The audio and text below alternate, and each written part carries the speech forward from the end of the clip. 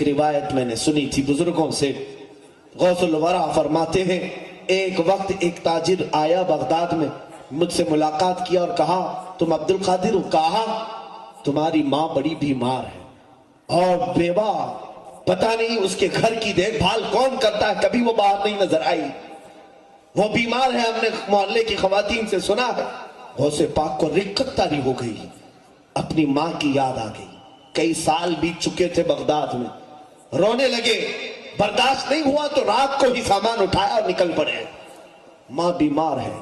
غوث پاک اپنی ماں سے ملاقات کرنے کے لیے جو سفر کیے، جیلان سے بغداد کا سفر میرے عزیزو آج کے زمانے میں بھی پوری مکمل فاسٹ گاڑیوں سے بھی کرو گے تو تمہیں 2 دن لگ جائیں گے، 2 سے 3 دن لگ جائیں گے، وہ زمانہ مہینے بھر کی مسافت کا تھا۔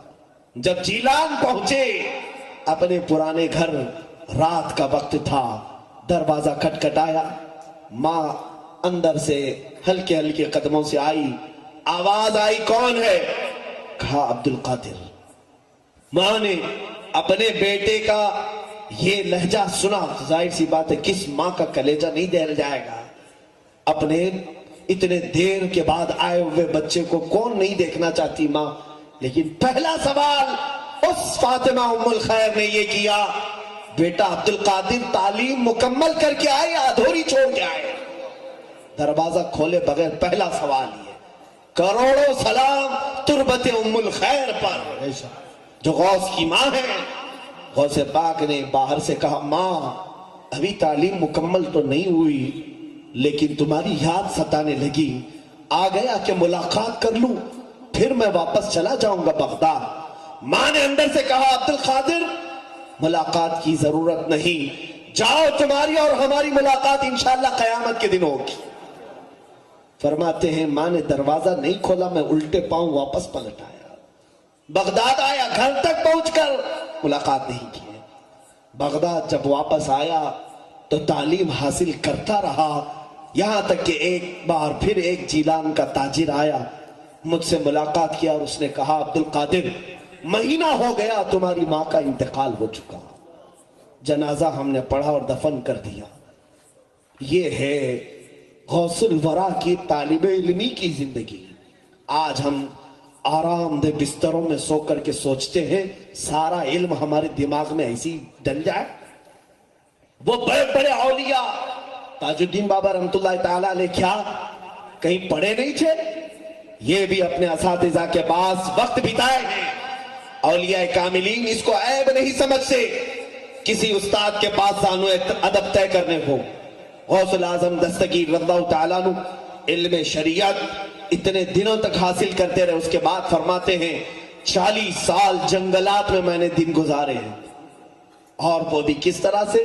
انگور کے ایک دانے سے سحری کرتا اور پانی سے تھوڑے سے پانی سے افطار کرتا، پوری اتنے سال بتائے، اور اس کے بعد غوث پاک رضی اللہ تعالیٰ عنہ مخلوق خدا کی ہدایت کے لیے شہر میں آئے، اور وہ بھی یوں ہی نہیں آئے۔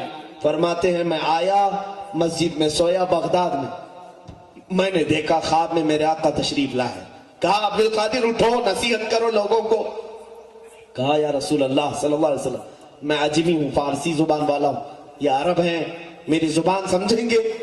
حضور پاک صلی اللہ علیہ وسلم نے فرمایا اپنا منہ کھولو۔ میں نے منہ کھولا تو حضور نے 7 بار میرے منہ میں اپنا لعاب ڈالا۔ تھوڑی دیر گزری تھی، میں ابھی لیٹا تھا، مولا علی کرم اللہ وجہہ الکریم آئے، کہا عبد القادر منہ کھولو۔ میں نے منہ کھولا تو 6 بار مولا کائنات نے اپنا لعاب پاک میرے منہ میں ڈالا۔ میں نے پوچھا میرے آقا نانا نے 7 بار دیا، آپ نے 6 بار؟ کہا ادب کی وجہ سے کہ میں برابر نہ ہو جاؤں، اللہ برابری نہ کروں۔ غوث پاک اس کے بعد جب خطاب کے لیے کھڑے ہوتے تھے، اللہ اللہ حال یہ تھا کہ آپ کے خطاب کے چرچے ایسے پھیلنے لگے بغداد میں کہ کوئی مجمع آپ کا 70,000 سے کم کا نہیں ہوتا تھا، 70,000 سے کم کا نہیں، اور جو پہلی صف میں بیٹھتا تھا اور آخری صف میں بیٹھتا تھا دونوں برابر آپ کی آواز سنتے تھے، کوئی مائک نہیں۔ اور پھر لکھا ہے بہجت الاسرار شریف میں بھی کہ غوث پاک کا کوئی بھی خطاب، کوئی بھی اجتماع ایسا نہیں ہوا کہ جس اجتماع کے بعد اس اجتماع میں سے لوگوں کے جنازے نہ اٹھے ہوں۔ اللہ اکبر اللہ۔ ہر خطاب کے بعد کتنوں کی روح چلی جاتی عالم بجت میں، کتنے بے ہوش گرے رہتے تھے، کتنے اپنے کپڑے پھاڑ لیتے تھے، توبہ کرتے تھے۔ بس زبان کی بلا کی تاثیر تھی میرے عزیزوں، غضب کی تاثیر تھی، حتیٰ کہ جو زبان سے نکلتا تھا وہ دلوں میں ایسا پیوست ہوتا کہ زندگی بھر کے لیے وہ نقش کر لیتا تھا۔ جو ایک بار دربار غوث میں آیا، جب ڈاکوؤں نے صرف چہرہ دیکھ کر کے توبہ کیا تھا، تو جو دربار میں بیٹھتے تھے ان کا مقام کیا ہو؟